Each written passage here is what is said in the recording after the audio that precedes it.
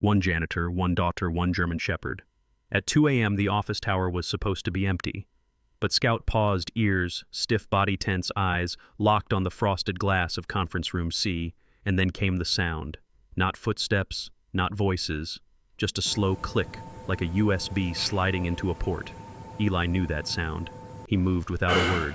Inside, someone wasn't just working late, they were stealing something dangerous. What they uncovered that night didn't just save a company. It exposed a betrayal that reached all the way to the top, and the man who stopped it, he didn't even have a nameplate on his door. Before we begin, tell me where are you watching from? Drop your city in the comments. Let's see how far the light of one quiet act can travel. Portland, Oregon lay wrapped in a damp spring hush, its skyline veiled by low fog and the scent of recent rain still clinging to the pavement. The cherry trees that lined the biotech corridor near the Willamette River shed petals like whispers scattering across the sidewalks and clinging to the wheels of late-night streetcars. Inside the GenovaX tower, a 20-floor monolith of brushed steel and tinted glass, the world was silent but awake. On the lobby monitors, the night patrol schedule pulsed faintly, marking the slow rhythm of a building that never truly slept. Eli Ward moved through that silence like someone who'd made a pact with it. 43 years old with a lean frame hardened more by endurance than by strength, Eli had the gait of a man who knew how to vanish when needed. His short, dark hair bore strands of early gray, and the light stubble across his jawline made his face seem constantly caught between yesterday and tomorrow. His GenovaX uniform was clean but worn, pressed but unremarkable navy slacks, a thick zipped jacket, boots made quiet by wear. But his eyes, cool, storm-toned, unreadable, told a different story. Eli hadn't always been a night guard. Close at his side, padded Scout, a 6-year-old German shepherd with a coat of deep sable and eyes that shimmered amber in the low light. A long scar curved down his right flank, remnants of an avalanche rescue in the Colorado Rockies 3 winters ago, the very mission that had bound him to Eli. Once a certified rescue dog, Scout had since retired, though his vigilance had never dulled. Where Eli went, Scout followed not as a pet, but as a partner. It was nearly midnight when the elevator reached the executive floor. Eli stepped out with practiced ease, clipboard in hand, Scout's paws soft against the carpeted floor. The hallway was dim, lit only by the muted gold glow of wall sconces. As they approached the corner near conference room, Theta Scout froze. His ears perked, posture alert but restrained. Eli stopped, hand instinctively brushing against the dog's side. Voices, laughter clipped and expensive, filtered through the frosted glass of the conference room. One voice cut through the others, commanding, unmistakable. Alara Knox, CEO of GenovaX, 37, brilliant and formidable. Alara had the kind of presence that made rooms adjust around her. Nearly 6 feet tall, she moved with precision, her silver blonde hair always tied into a sculpted ponytail, not a strand out of place. Tonight she wore a black silk blouse tucked into tailored gray slacks, a look as sharp as the mind behind it.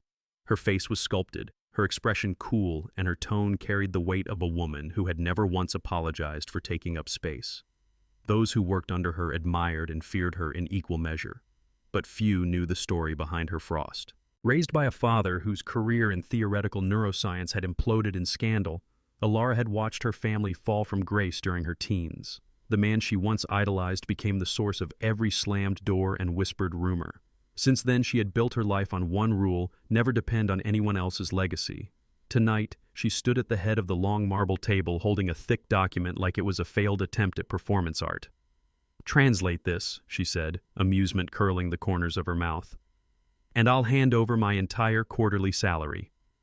Silence, then muffled chuckles from the executives seated around her. Someone whistled softly and said, "That's 400 grand, Alara." "You serious?" "Dead serious," she replied with a smirk. Not even legal could make sense of it.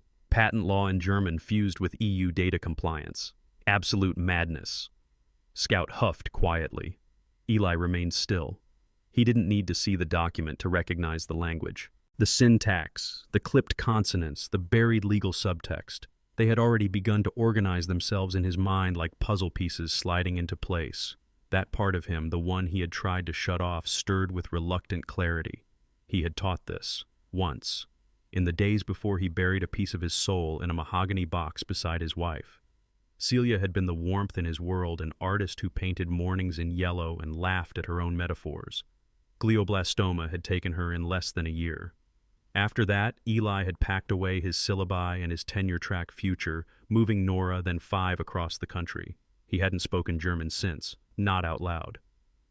Inside the conference room, Ilara placed the document on a small espresso table near the wall.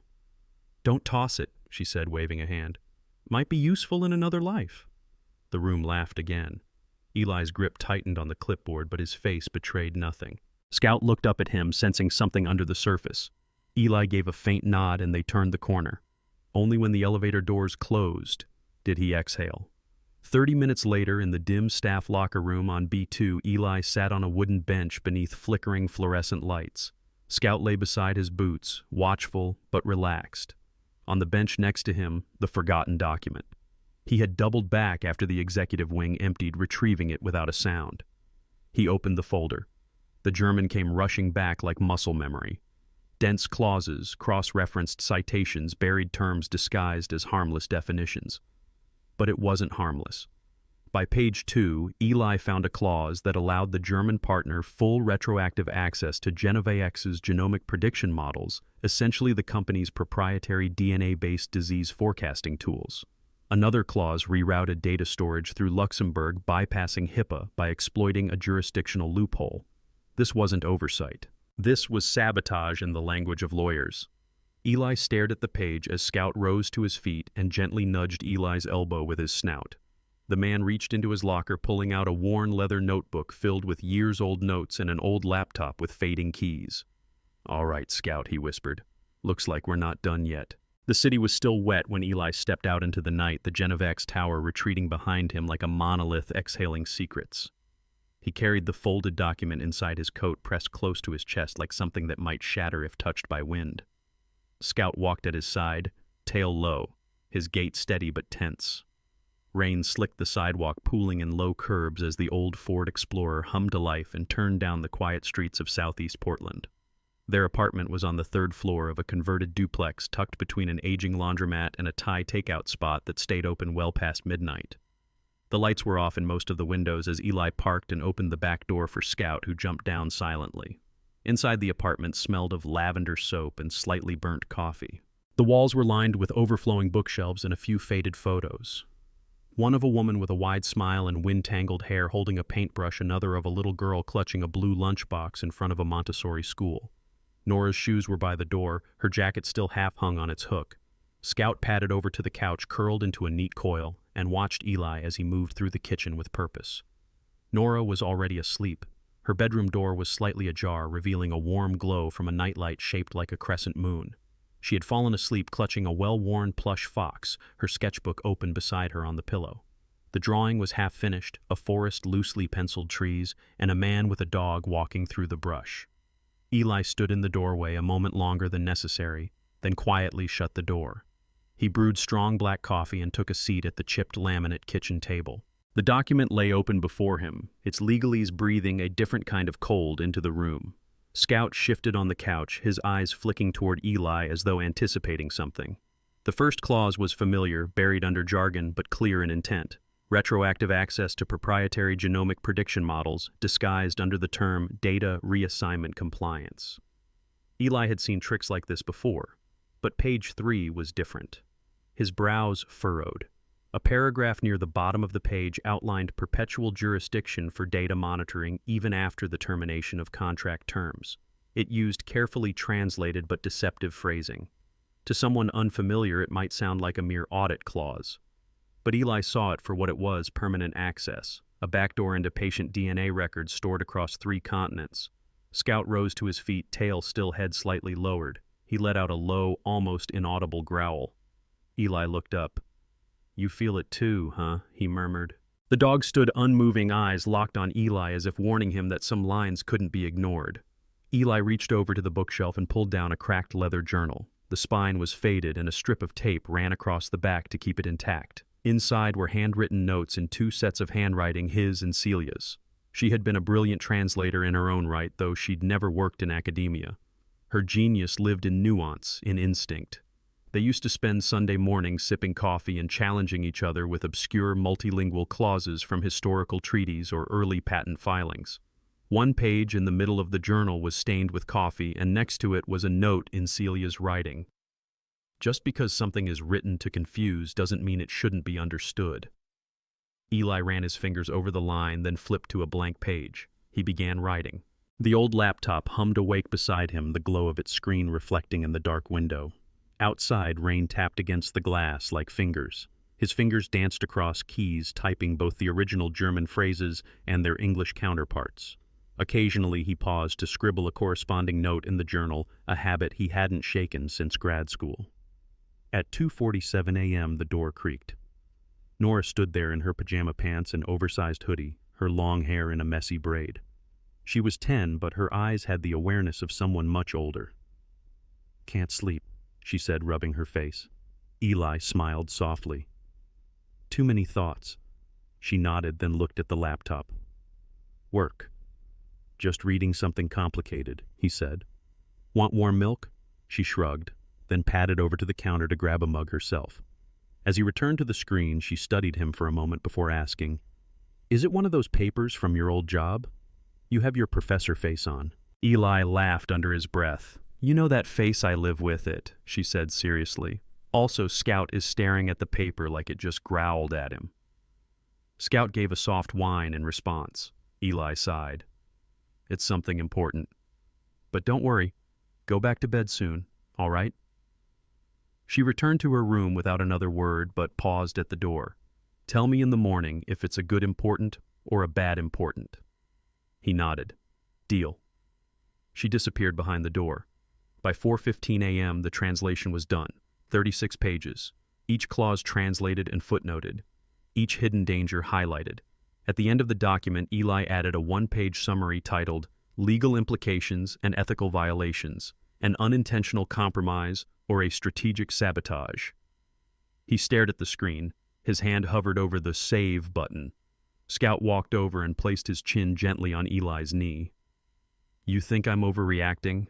Eli asked quietly. Scout blinked slowly, unmoving. Eli clicked, "Save." The printer hummed, pages spilling out like confessions. As the machine worked, Eli returned the journal to the shelf, but not before tucking a photograph inside it, a picture of Celia. Him and a much younger Nora sitting in a park, sunlight tangled in their hair. He didn't look at it long. Once the document was compiled, stapled, and sealed into a blank envelope, Eli placed it inside his work bag. He wrote nothing on the front. He looked at the clock, 5:02 a.m. The city outside was still asleep, but a new kind of weight had settled in the apartment. Eli poured himself a second cup of coffee, sat down again beside Scout, and rested his head back against the wall.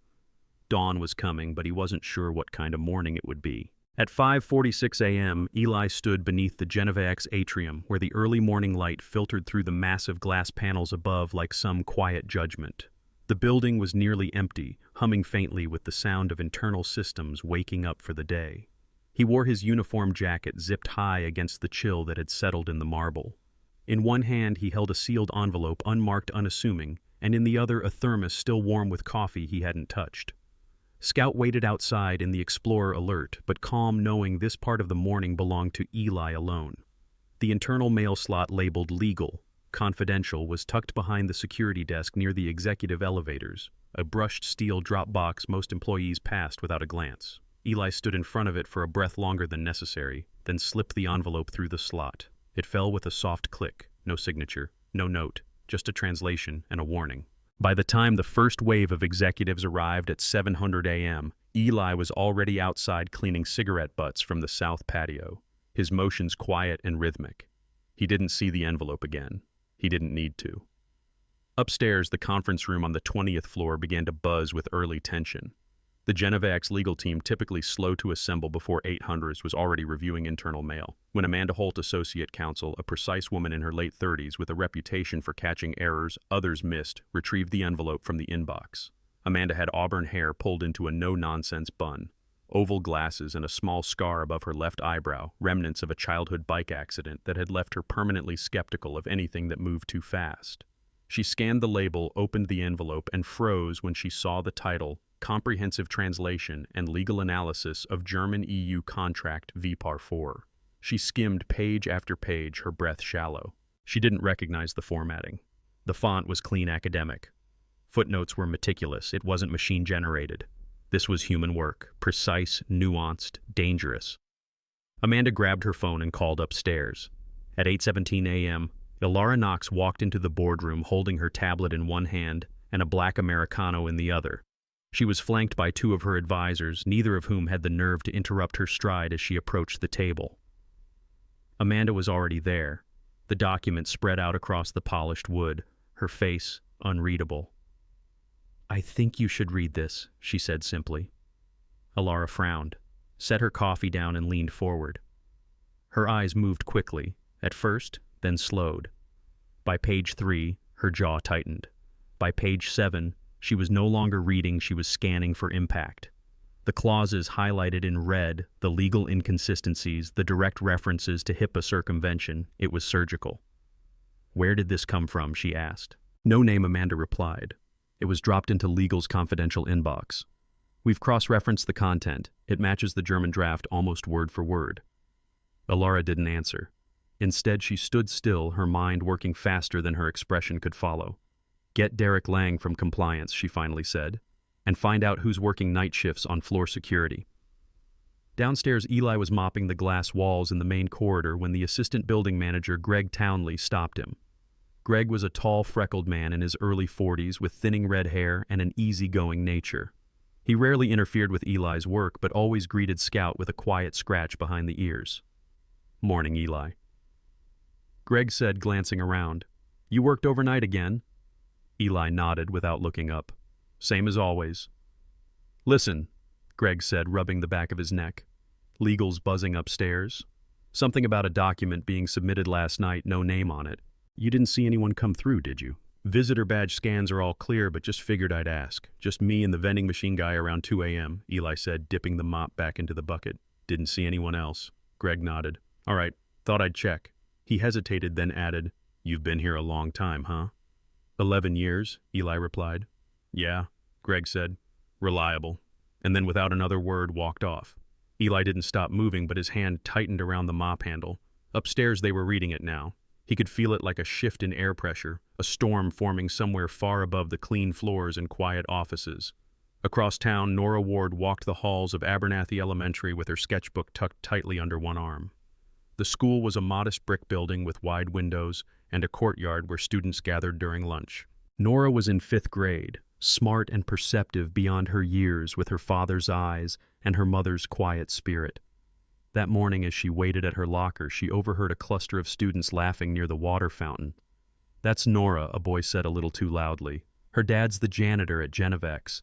Bet he scrubs toilets for science." A few kids giggled.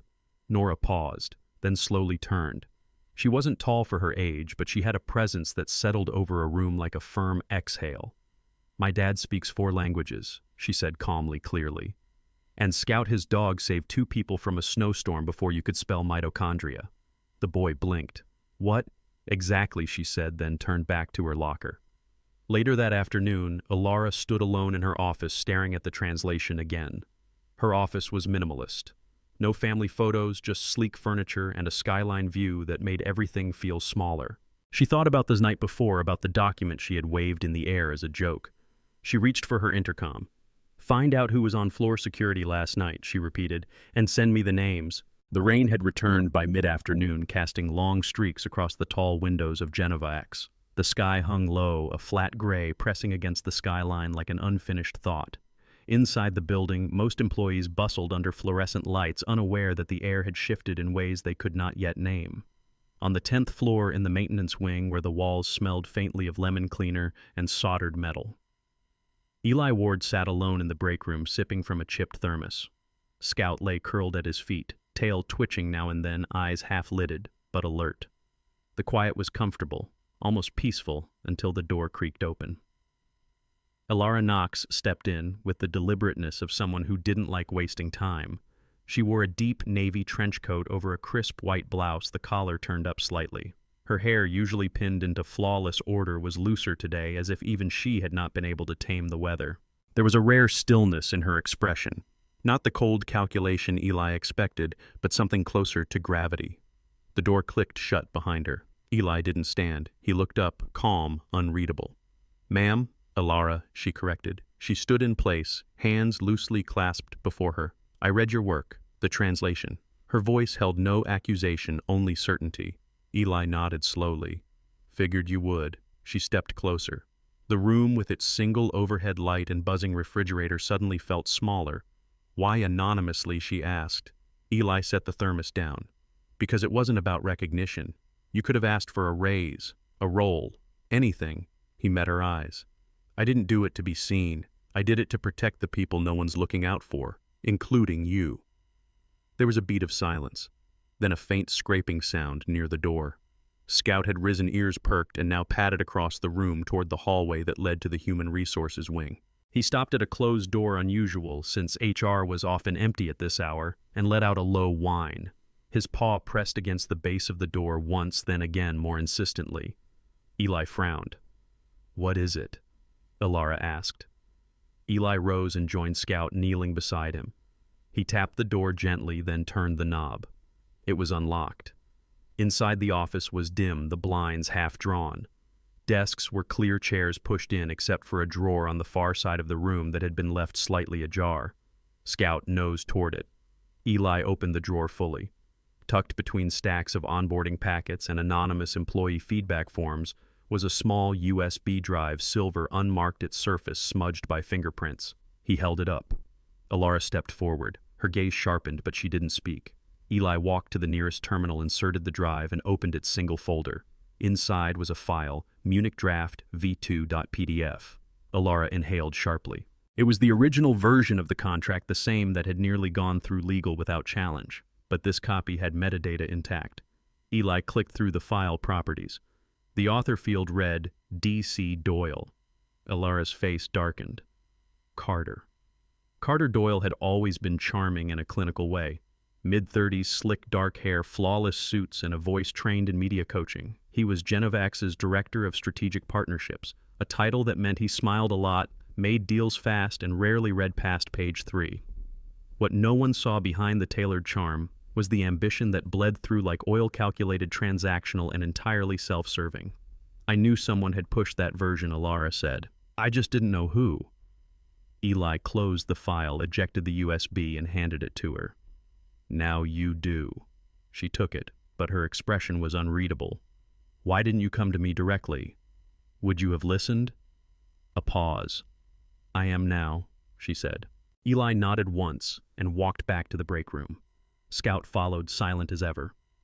Alara stood alone for a moment longer, then turned and followed. Back in the break room, she leaned against the counter, the USB clenched in one hand. "Who are you really?" "I'm a father," he said simply. "A former professor. A man who lost someone and had to make a different kind of life." Alara's voice softened. "Your file says you've been here 11 years. No HR complaints, no absences, no noise. That's the idea." She nodded slowly. "You know we hire people with half your insight and pay them 6 times what you make." Eli didn't flinch. Then maybe they should be the ones catching sabotage. Outside, the rain began again, softer now, almost respectful. Later that evening, Eli and Nora sat at the kitchen table surrounded by watercolor paper pencils and open books. They were working on a joint school project for Nora's 5th grade creative showcase. The theme was What You Don't See. Nora had suggested it herself after that rough day at school. She was painting a forest at twilight blues and purples bleeding into one another while Eli scribbled a short story about a man who swept floors no one noticed until he saved a building no one thought needed saving. They didn't say much. They didn't need to. Nora held up a rough sketch of Scout standing between 2 shadowy figures in suits. "Too dramatic?" she asked. Eli smiled. "Just dramatic enough." Scout wagged his tail in approval. They worked late, Nora humming softly to herself. When the last page was done and clipped to the board, she looked up at him and asked, "Why didn't you put your name on it?" He shrugged. "Sometimes being quiet says more than shouting." Nora leaned against his shoulder. "I'm glad you're my dad." He wrapped an arm around her. "Me too, kid." The elevator to the 40th floor moved without sound, but Eli Ward felt every inch of its rise. Dressed in his usual dark blue security uniform, his boots clean but worn, he stood next to Alara Knox, who had summoned him 30 minutes earlier with a single sentence over the radio, "Come with me." No other words were exchanged. Scout had remained downstairs in the security office, left with Nora's scarf as comfort. Eli glanced once at his reflection in the mirrored elevator wall, tired eyes, a dazed stubble shoulders straighter than usual. Beside him, Alara adjusted the cuffs of her slate-gray blazer. The look on her face was unreadable but not cold, focused, like she had decided something and was preparing the world to catch up. The 40th floor of GenovaX was unlike any other: polished oak walls, sound-absorbing panels, and tall windows that surveyed Portland's east side like an imperial court. At the end of a long corridor waited a glass-paneled conference room. Inside sat 5 people, all sharply dressed, their expressions expectant and wary. As Eli entered behind Alara, the room grew silent. At the head of the table sat Leonard Frey, the general counsel for GenovaX, a heavy-set man in his 60s with round, wire-framed glasses and a reputation for zero tolerance toward risk. Beside him, Rachel Amata, head of ethics compliance, petite with sharp features and a measured tone that could cut through nonsense like a scalpel. On the opposite end was Jordan Michaels, a junior legal analyst in his late 20s, young, idealistic, and already sweating slightly. He had seen the translated document that morning and hadn't stopped talking about it since. Leonard cleared his throat. "Mr. Ward, thank you for joining us." Eli gave a short nod. "Didn't think I had much of a choice." Leonard offered a tight smile. "You're correct." Alara took her seat. "We're here because last week this company almost entered into a legally binding international contract that would have compromised both our ethics and federal compliance. The only reason we didn't," she glanced at Eli, "is because someone chose not to stay silent." Eli remained standing. "I didn't come here to grandstand." "Good," Leonard said. "Then tell us what you saw." Eli reached into his bag and pulled out a folder. The same notes he had translated with annotated clauses marked in red and cross-referenced to U.S. legal code. I worked through the German draft line by line. The issue wasn't just language, it was deliberate obfuscation. The phrasing used conditional constructs designed to bypass automatic red flags. Words like eventual authority or compliance pending retention. They're meaningless in plain English, but passable in legal translation if you don't know what to look for. Rachel leaned forward. "You're saying the language was intentionally misleading?" Eli's voice remained calm, steady. "I'm saying someone wanted plausible deniability. This wasn't an accident. And the USB Scout found proves it." He placed the device on the table. Rachel picked it up and inserted it into the terminal. A screen lit up on the wall. The Munich Draft V2 file opened, showing metadata. Author D.C. Doyle. Modification history detailed a chain of revisions, all bypassing the standard legal team. Jordan stared. "How did this never reach us?" "Because Carter Doyle had elevated access," Alara said sharply. "He could route drafts to executive partners directly. The legal team only saw the cleaned versions." Leonard rubbed his temples. "He must have been building this partnership for months." "He was," Eli said. "I found a login trail through HR terminals using temporary admin privileges. My guess is he wanted to finalize the deal, then disappear with a signed back-end equity clause buried in the annex." Rachel shook her head in disbelief. "That's not just unethical, it's criminal." Leonard turned toward Eli again. "You're a linguist by training, former professor of comparative linguistics at Oregon State," Eli replied. "Left after my wife passed. Needed stability for my daughter." Jordan Michaels leaned forward, eyes wide. "You caught that entire legal deception without a team, without a software suite, just you and a pen." Eli gave a tired smile. "Sometimes that's all it takes." Jordan whispered more to himself than anyone else. "He doesn't need a mic. He just needs a piece of paper and a pen." Laughter rippled lightly across the room, easing the weight that had settled in the corners. Even Alara's lips twitched. Leonard straightened. "There will be consequences for Doyle. We'll coordinate with our legal counsel and the DOJ, but there's another matter." Eli waited. "We want to offer you a role," Leonard said. "Not just recognition, a position in internal compliance. You'd be reporting directly to Rachel." Rachel nodded. "We could use someone who sees what we miss." Eli's jaw tightened slightly. "And if I say no, then we still owe you a debt," Alara said. "But I'd rather see you where you belong, not in a basement, but in the light."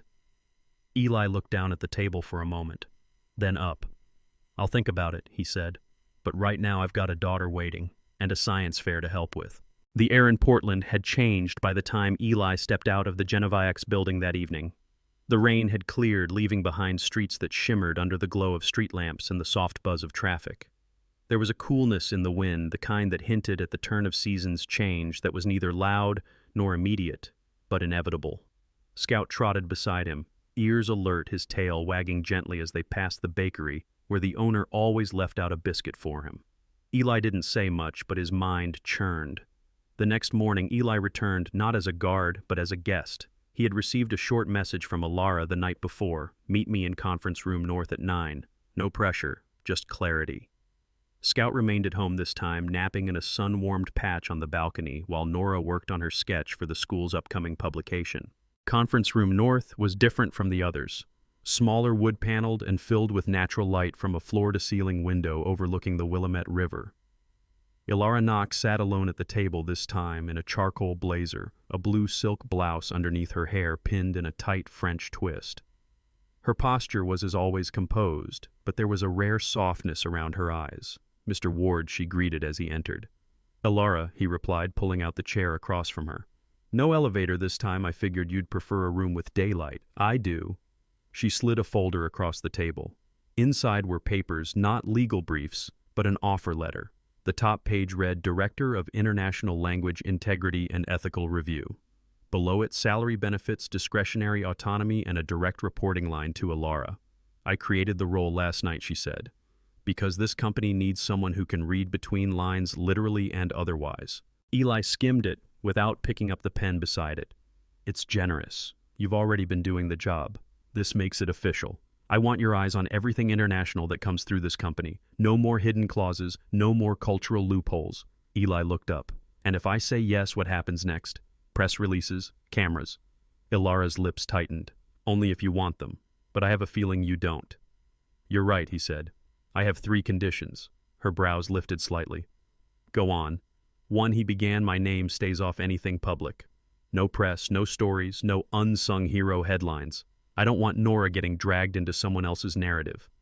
Ilara nodded. Done. 2, he continued, you don't use me as a symbol. I'm not a marketing tool for quiet humility. I don't want speeches about the janitor turned savior. Fair, she said. I hate performative branding anyway. And 3, he said, locking eyes with her, you don't joke about the people in the background anymore. Not in boardrooms, not in passing. People like Greg at maintenance or Lara in accounting, they're the ones holding this place together. A silence passed. Then Ilara leaned back and smiled, not smug, but something close to respect. Noted. You have my word. Eli folded the folder and tucked it under his arm. Then I'll take the job. Quietly.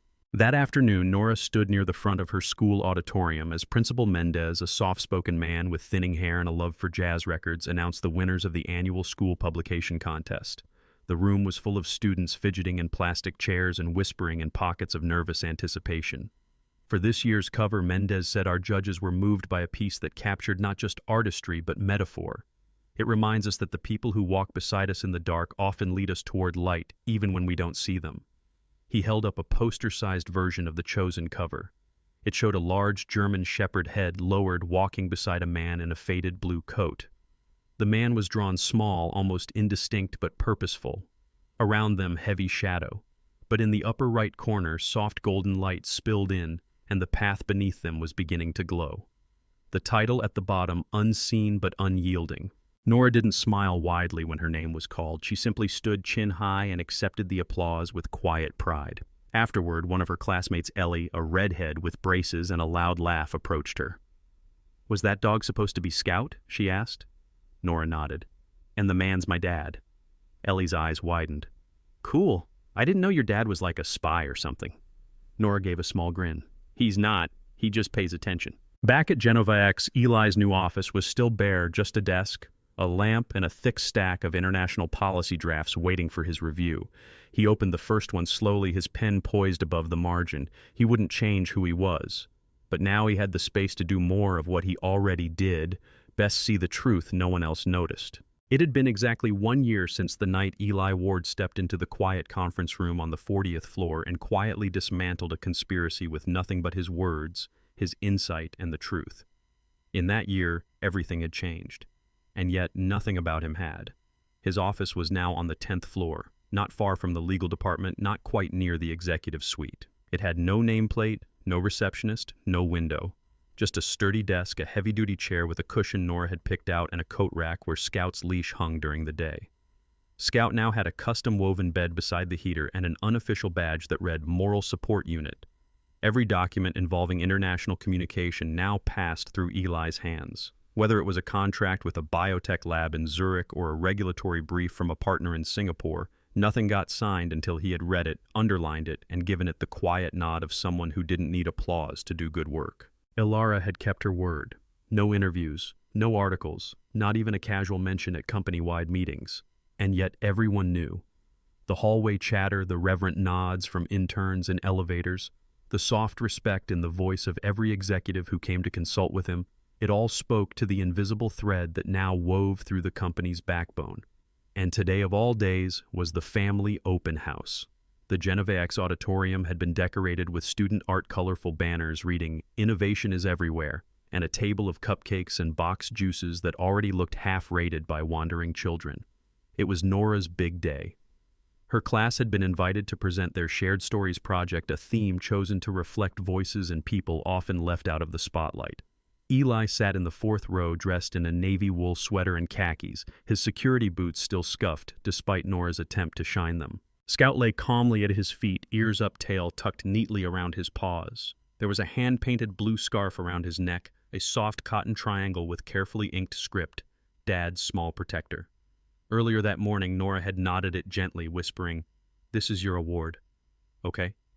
Now, as the lights dimmed slightly, the soft hum of conversation gave way to the voice of a teacher. Miss Lillian Hartley, a woman in her early 40s with copper curls and smile lines carved deep from years of kindness, took the stage. She wore a sunflower brooch on her cardigan and held a small note card in one hand. "Our final story of the day," she said, "comes from Nora Ward and her dad Eli. It's called The Things Nobody Sees." Nora walked slowly to the center of the stage. She was dressed in a navy dress with embroidered stars and held a small poster board covered in sketches and a printed story in Nora's carefully typed font. She adjusted the mic, her voice a little nervous at first. "My dad used to clean the floors here," she said, pausing as a few adults exchanged glances. "Now he helps the company understand what words mean when they're hiding." A soft ripple of chuckles. But even before that, Nora continued, "He saved people, not with muscles or capes, just by noticing things, like how a sentence sounds wrong, or how a room feels off, or how a dog starts barking at the right time." Scout let out a quiet huff from below. Eli gave his ear a quick scratch. "My mom used to say that stories matter most when they're told by someone who listens better than they speak," Nora said. "My dad listens like that, and that's why we made this project." She held up the poster. It showed 4 small vignettes, one of a man mopping a hallway while people walked past him, one of a dog standing at a closed door with shadows behind it, one of a little girl standing in a crowd while someone whispered beside her, and finally one of a father and daughter sitting together under a single reading light laughing over a book. Each image was surrounded by softly inked phrases. "I saw you, I remembered, I stayed, I heard you." The auditorium was utterly still. Nora stepped back and motioned for Eli. He walked to the stage, slowly nodded to Miss Hartley, and took the second mic. He looked around, not with nerves, but with the quiet weight of someone used to standing on the edge of rooms. For a long second, he didn't speak.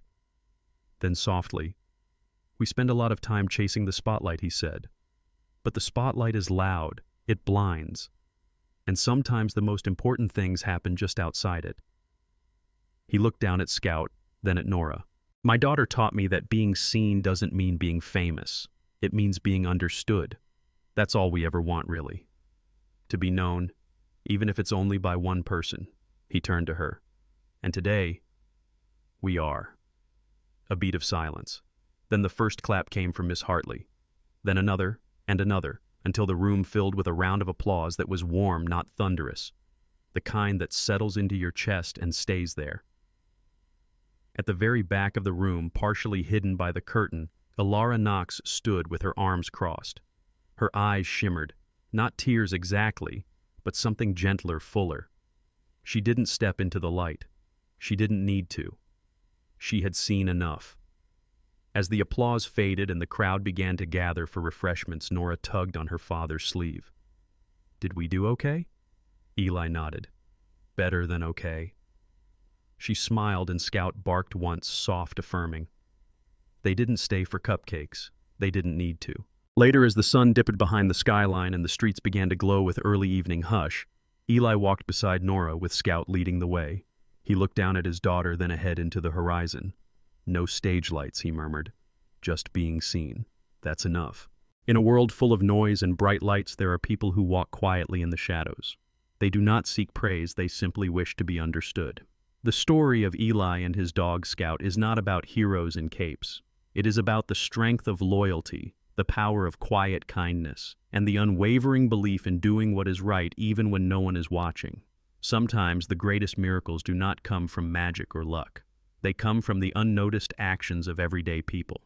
And sometimes God does not appear in thunder or fire, but in the patience of a father, the steady gaze of a faithful dog, or the brave voice of a child standing up for her family. If you believe that God still works through silent hearts and faithful hands, comment Amen. Share this story to remind someone out there that they are not invisible.